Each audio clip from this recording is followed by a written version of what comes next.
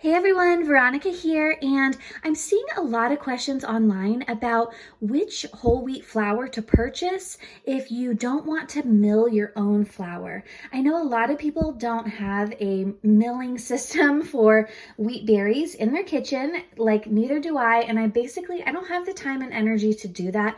So I just wanted to share with you the whole wheat flour that I purchased and why I purchased it. So I just got this order in. This is from Amazon. I like to purchase the Bob's Red Mill brand of flour. They offer two different organic whole wheat flour options. This is the pastry flour. This is perfect for making really tender crumb baked goods like cakes and pancakes. They also have a hard whole wheat flour, which is perfect for making breads and baked items that you don't need as tender of a crumb.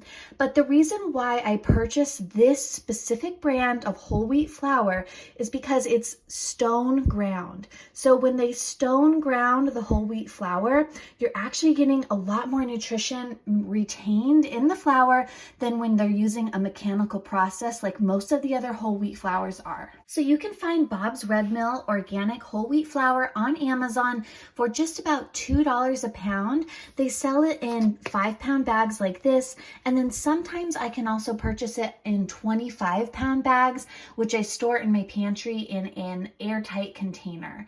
So this is definitely a whole wheat flour that I use all the time. I've been using this brand for many years now. I've always found it to be really good, and it does retain a lot of the nutrition, as well as it does hold up for quite some time in the pantry. So I think there's about a year-long shelf life on this product.